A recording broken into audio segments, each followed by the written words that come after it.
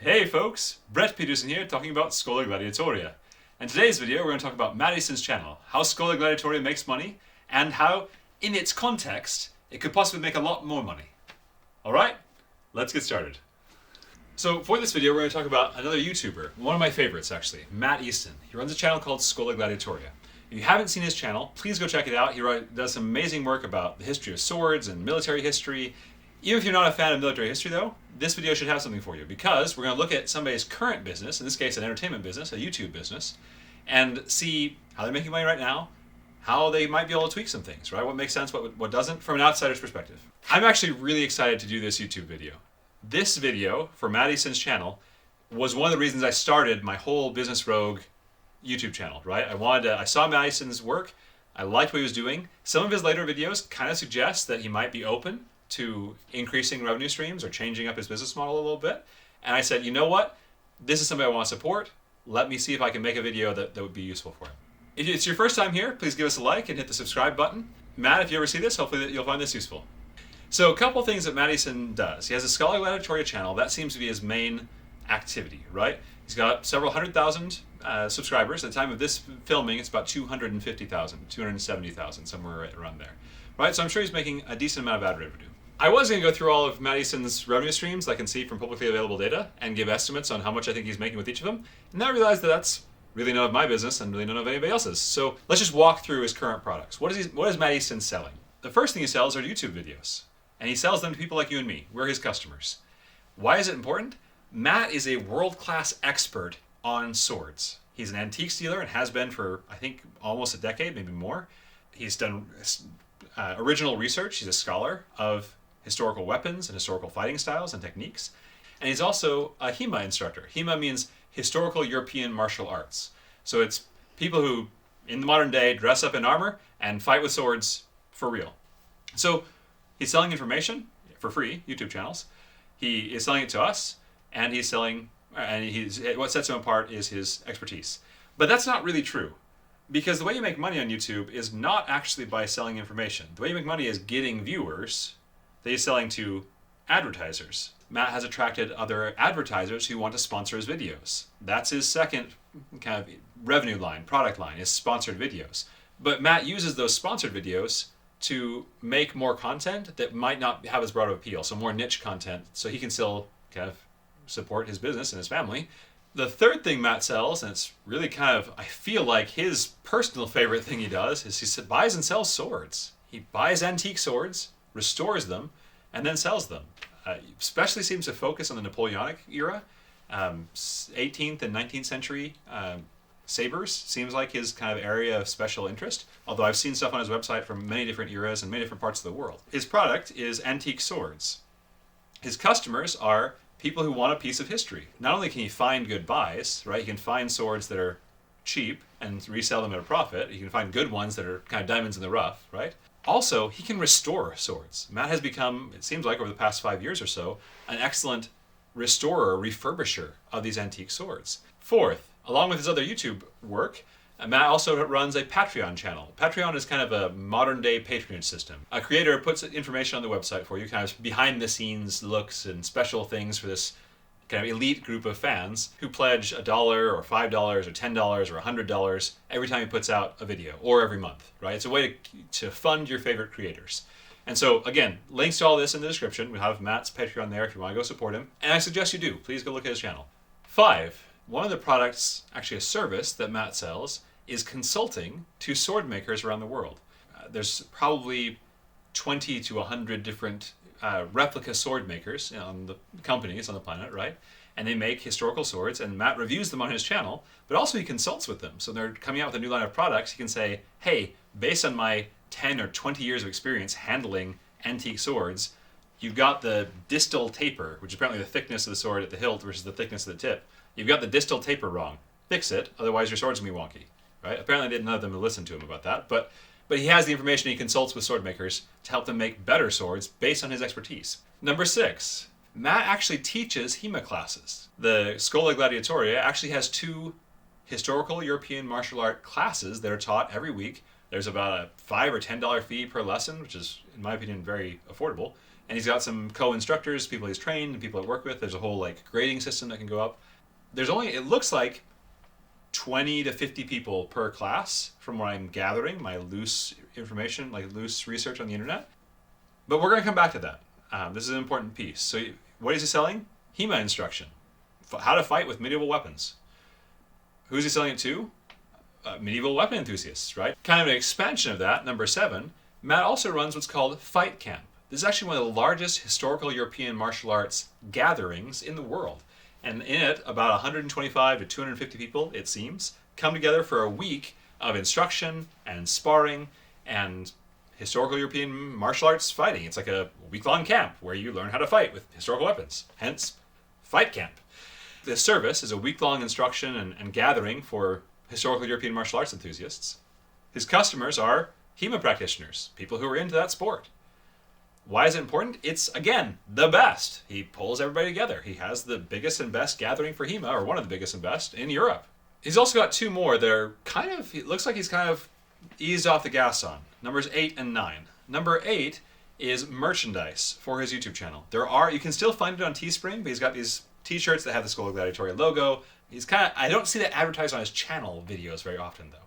Which is a little strange, because it's a print-on-demand service. Teespring is print-on-demand, so it seems like the revenue he's getting is not worth the trouble of putting up those ads. And then lastly, on his website, he used to sell, and occasionally it seems like he still sells, rare and hard to find books and memorabilia that go along with swords.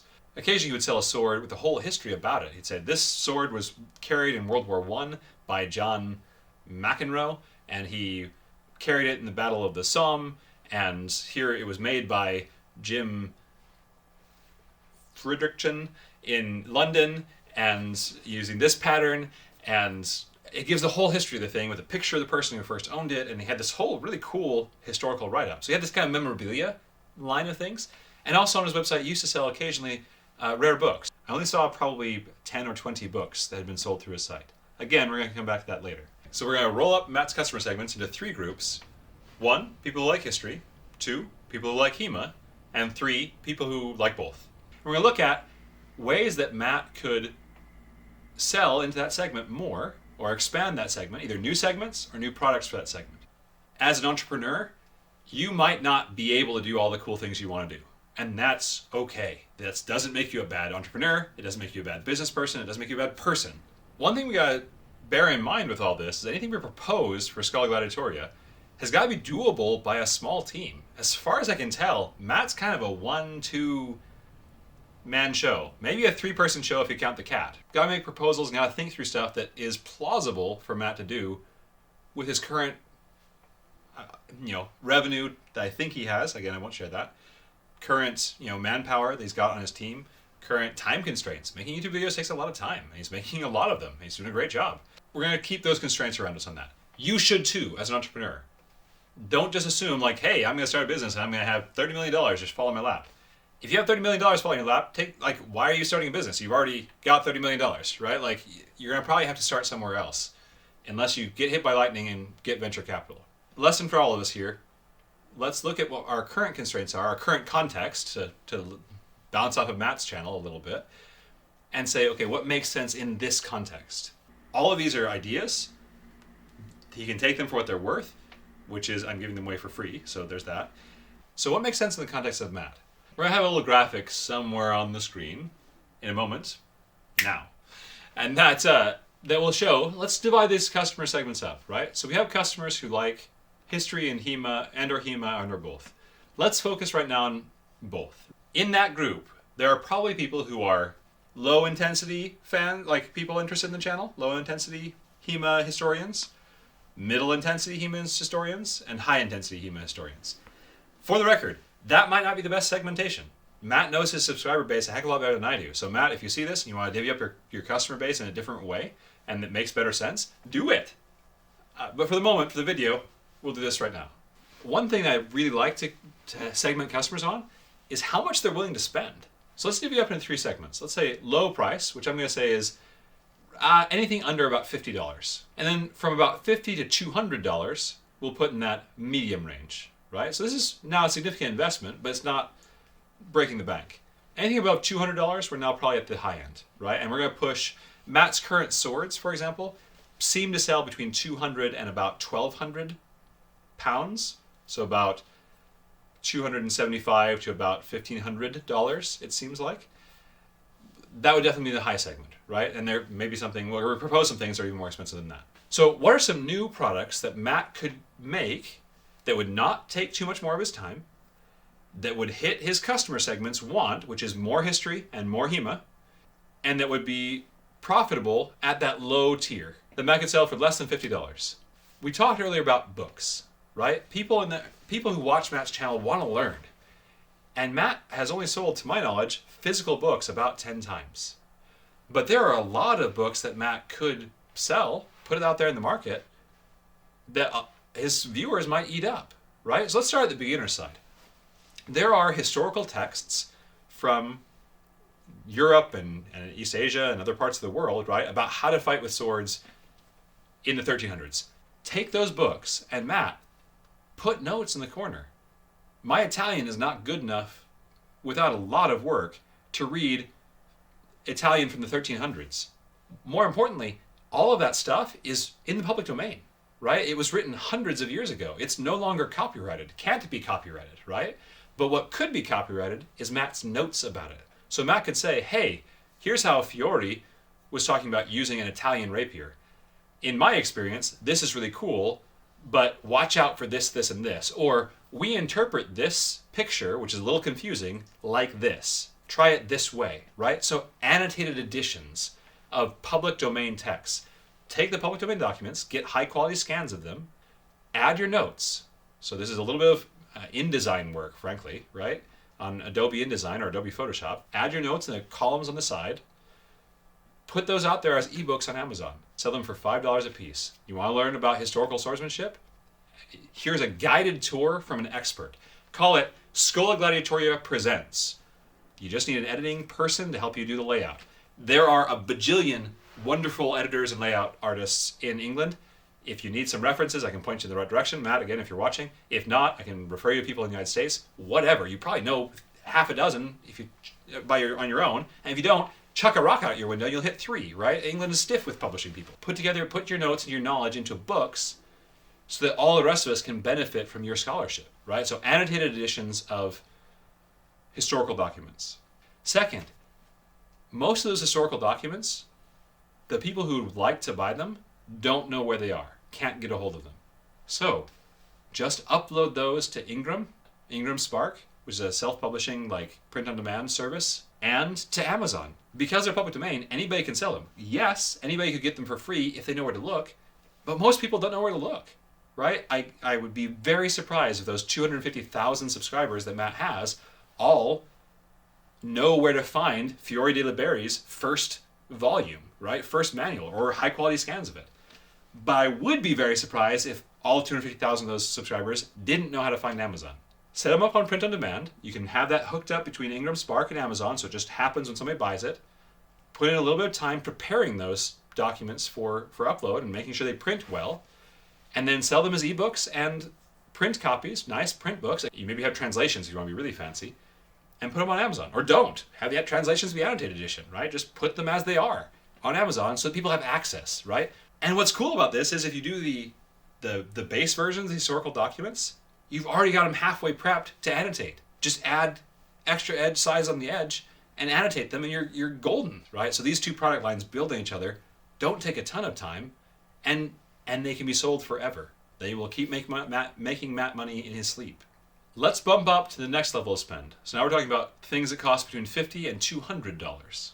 On the beginner side, video courses. I suspect, and my hypothesis is, that people come to Matt's channel and get involved with Schola Gladiatoria generally to move forward on the path from historical martial art noob to expert in history and practicing expert in martial arts. Video courses would allow Matt to charge more, but to walk people through that process in a very specific way. I can pick up a book, and I would be happy to study a Schola Gladiatoria Presents kind of manual about it, but that doesn't tell me what kind of equipment do I need to buy. It doesn't tell me how to hold the sword. It doesn't tell me what kind of armor I should be using or protective equipment if I'm going to, you do it here in person, in real life now. It doesn't walk me through different swings and blocks and grips and all of that. I'll put, Matt, again, if you're watching this, I'll put a link in the description for a group I'm not affiliated with, but who host video courses for exactly this type of thing. Not everybody has access to a historical European martial art gym. So share the love, right? Make video courses that walk you from beginner to intermediate, from intermediate to high intermediate, from high intermediate to advanced, and from advanced to whatever is above advanced. And again, make them once and they make you money forever. So the time investment is not proportional to the amount of money they can make. Then after you've got one course up and see how it goes, see how the first course goes, and if people are interested, then make a second course. Take Spanish saber, Italian cloak and dagger fighting, whatever. You can expand out a library of courses, and frankly, the more people study those courses, the more they're probably going to buy other courses from you, right? So there's a great opportunity. It's kind of a virtuous cycle. People get into it, they get better at German longsword. Here, you want to be a musketeer? Here's how you fight like a musketeer. It expands on itself. Those same customers can keep coming back. I would expect to pay $100 to $200 for a video course like that, for lifetime access to a video course like that. Matt does not need to recreate a platform for this. Use a service that's already out there. After that, one of the things I see in Matt's comments from people who are already into history and or historical European martial arts is, man, those swords look awesome that Matt sells. And I'm happy to pay the price for it. But I don't want to damage a historical artifact. Matt has access to probably more historical swords than all the rest of us. Every sword that passes through Matt's hands could be digitally copied. And this is probably my most, well, it's actually not the most far-fetched of these product plans, but whatever. There are products. Artec makes a series of hand scanners. You can even use an Intel ProVision or a Microsoft Kinect sensor if you want to. But you can digitally scan and create 3D models of objects. Every time Matt buys a historical sword, he can copy it digitally, down to the millimeter or half millimeter or tenth millimeter in terms of dimensions, size, pitting on the blade, right? Anything of that. Then from that scanner, there's something called CNC milling, where a computer takes a digital file and then takes a block of metal or wood, but usually metal, and says, okay, I'm going to mill away, I'm going to carve away all the bits that don't match the digital file. For you and me, I mean, we could take our random viewers, right? We could take digital files of swords too and try to make them ourselves. But you and I aren't historical sword restorers, right? I don't know how to fix a sword from 1812. And the thing about fixing a sword from 1812 is you know how it goes together and comes apart. You know what's important about how it goes together and how it comes apart. So Matt does know those things. I'm not suggesting that Matt invest the $50,000 to $100,000 in a high-quality CNC mill, but I happen to know he lives in England. He's said on his channel he lives in Surrey, right? Somewhere in Kent, I think. Are Surrey and Kent the same place? In Cambridge, sure.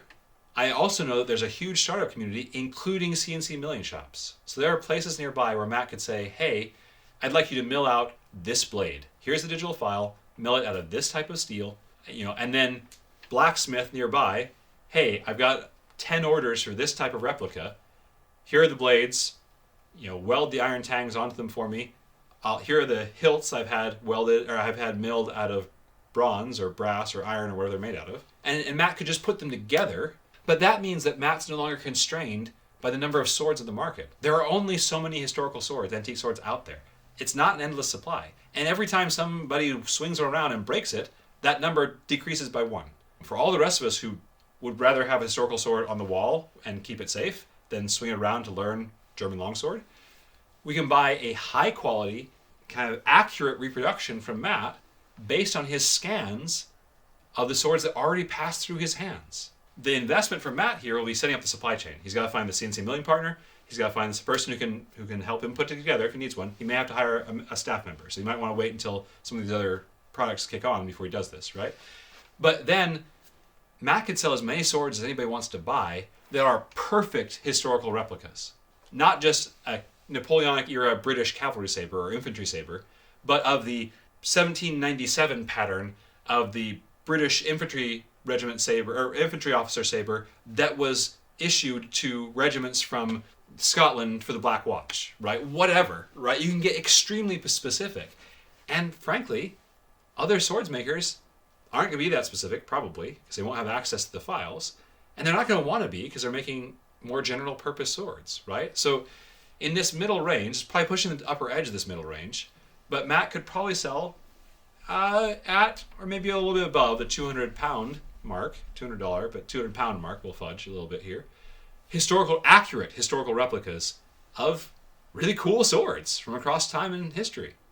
For those who are of middle intensity, who know a little bit about swordsmanship and history, but haven't, taken the dive all the way yet, maybe, or aren't willing to spend money for a replica weapon currently, Matt can expand his Schola Gladiatoria gym classes. Matt's currently got 2 classes with coaches underneath him. So he's already got a system in place to help people go from 0 to more advanced. One reason East Asian martial arts took off in the United States was that because they formed very effective training networks of dojos. And there were kind of national organizations, associations, that people could certify in to become trainers, and then it became this franchise model, frankly.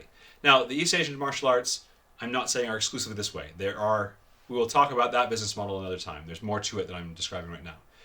But Matt has an opportunity as a top expert in the world, and frankly as an Englishman, right? As somebody from Europe, right? He has a little bit more cultural credence in this regard than Americans would probably. Matt could set up a franchised version of his school. Somebody who is into historical European martial arts would go to Matt, get trained and certified as a teacher for Schola Gladiatoria, and then would go back to their home area and start their own little historical European martial arts school, a little Schola Gladiatoria franchise, a new location. So he can have satellite locations of Schola Gladiatoria that are all using the same school system, the same methods and techniques. It's standardized. Matt will by this time hopefully have the video courses in place, so you can have the supplemental material he can pass out to his teachers, right? He can make supplemental training material for his teachers for videos that say, hey, as you're teaching people, here's how you teach people martial arts. Here's how you teach people to swing a sword. Matt can set up a business that becomes a network of Schola Gladiatoria locations, right? That has a couple of advantages. First, it lets more of his fans be involved, train, right? Actually learn this stuff in practice, not just in YouTube. Second, it's very, very lucrative. Let me give an example. In some of my own professional work, I have certifications in project management and agile practices and that kind of thing, right?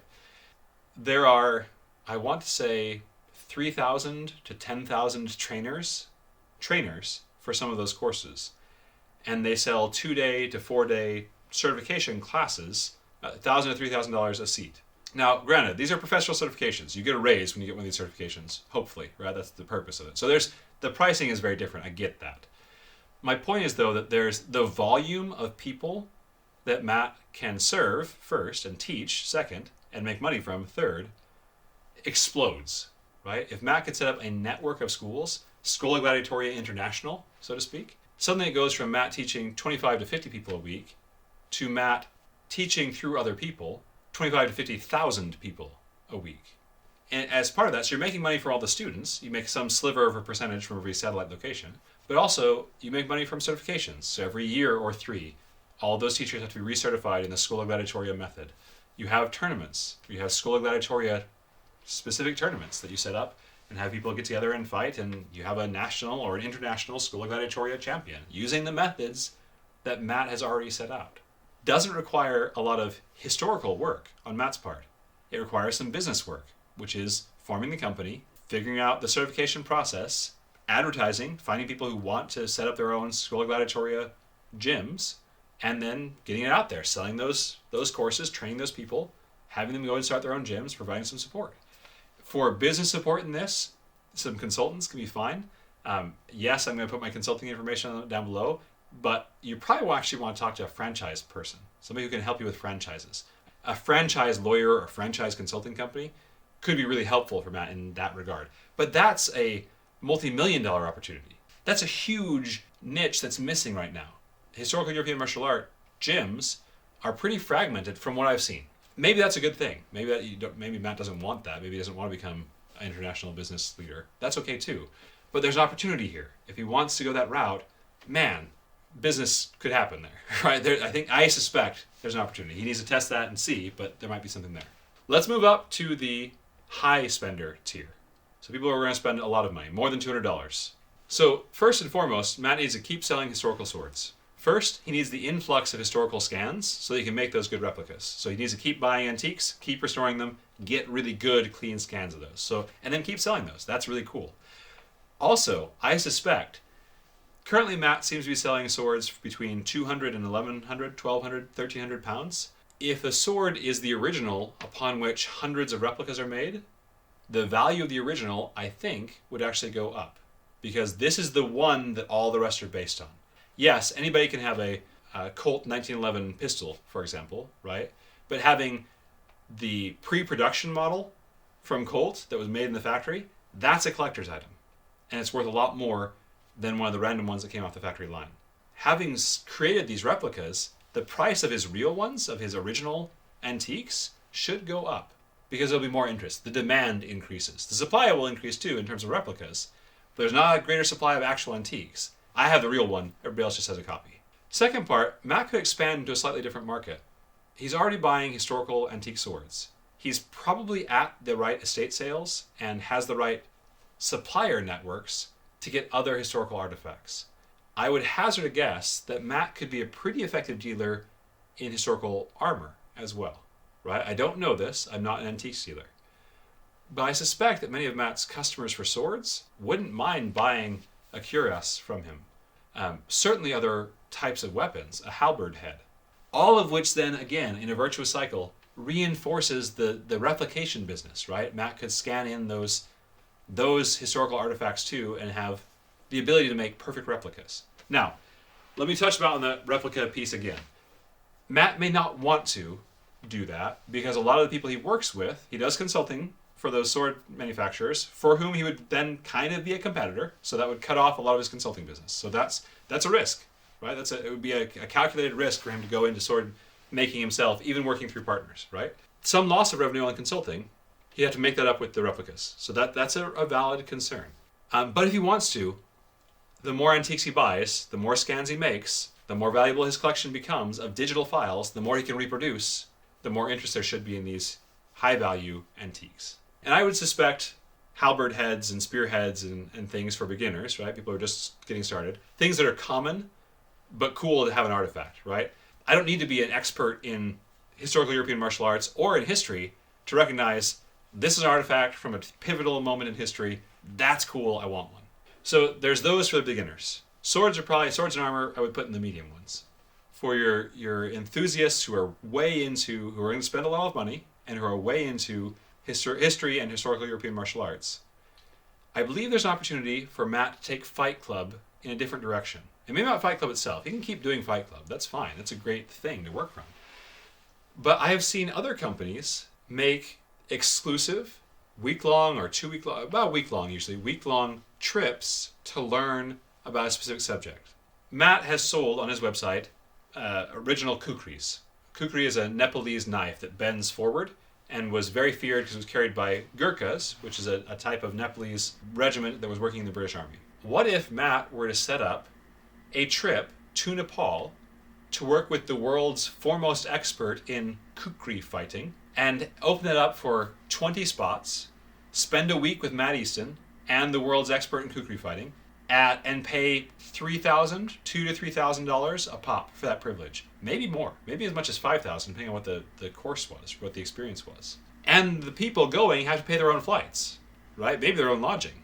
It's almost like a writing conference, but for historical European martial arts. So specialized on-location training with world-class experts who partner with Matt. There'd probably be some revenue sharing with there, right? If Matt would need to pay them, of course. But so you say, hey, Matt and this world-class expert are going to teach you how to use the kukri in a week. You're going to learn from the best. You're going to learn it in Nepal, which is where it comes from. You're going to see different sites about where the kukri was invented, maybe. I don't know. Where the historical regions of Nepal where that was used most prominently. Here's how it came to the attention of the British. Here's some cool things about the kukri. 20 people, that's $60,000 for a week of work. Even if Matt splits it half and half, it's a $30,000 paycheck. That's not bad. First, it gives Matt an excuse to travel with his family. If he ever wants to travel around the world, that's a good way to pay for it, right? And make more YouTube videos. That can be cool locations. You can film little bits of it and give little teasers. So people who want to get into this fight club, maybe he teases it on a YouTube video and says, hey, I'm here in Nepal doing the kukri camp.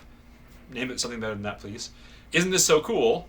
My Patreon supporters, if you're ever interested in this kind of thing, my supporters on Patreon are the first ones who get the invite list, the first ones who get to sign up for these 20 limited slots. First, that gives them new YouTube content. Second, that drives the Patreon subscription, so more YouTubers are going to sign up for Patreon so they can sign up for these really cool exclusive experiences all around the world, right? And then third, it gets people paying Matt 60 grand for a week. And that also lets Matt engage with viewers around the world, right? Like as an American, I'm probably not going to rub shoulders with Matt very often, but if I'm paying 2 grand to go learn how to use a katana from Matt in Japan, that's stinking cool. That'd be amazing, right? Or Matt's been reviewing a bunch of Chinese swords. So find a hotel in Qingdao. I'll fly over there, and a group of us can fly over there and learn from Matt how to use these really cool swords in somewhere in China. So I think there's an opportunity there for Matt to have a really high-end exclusive training experience in person. Here's my expertise about this historical weapon. I brought in partners. Again, it's kind of a writing boot camp, writing retreat style approach, but that could be amazing for historical weaponry. All right, so Matt, again, hopefully you get a chance to see this at some point. Hopefully you found some of this interesting. Feel free to use any or all of these however you like. Again, hopefully you like this channel. If you would like, I would love for you to do a response video. Let me know what you think. For everyone else, how can you do this with your business? Right? If you already have a business, what products do you have? What customers are you currently serving? How can you segment them to see other opportunities? Right? We made a grid and showed here's 3 breakdowns of our customer base, and here's 3, purchasing patterns, right? People who spend a little, people who spend a little, medium, people who spend a lot. What segmentation could you do for your customers? And then what new products does that inspire for you? How can you serve those customers in new and more interesting ways? Again, with all of these ideas, the idea is just the starting point. Matt would need to test this out. Fortunately, Matt has customers already. So Matt, if you want to poll your audience, right? Make a video and say, which of these sound cool to you? And let your 250,000 subscribers weigh in and say, yeah, I'd be up for a week-long kukri course with you. Or no, that's stupid. Why would anybody ever do that? Let them tell you. Let them validate. You could probably get 20 signups before you even start the thing. Schedule it far enough out that people are willing to go to it. And that gives you time to find the next best kukri expert in the world and set it all up, right? So you can pre-sell all of this stuff. Same for you, for everybody watching this video. What you can do is figure out who your customers are, figure out what products you're going to sell to them, figure out why they should be buying from you, why it's important, and then go find out if that's real. Then you have a chance to make some money. Hopefully this has been useful for you. Again, Matt, if you're watching this, I hope this has been useful for you as well. You're one of the reasons I started my channel, so I hope this video is one I've been looking forward to doing for a couple months. Hope everybody who's watching has been able to find it useful. Good luck starting your business. Until next time, cheers, folks. By the way, go Cat Easton. I'm totally Team Cat Easton, but that's another story.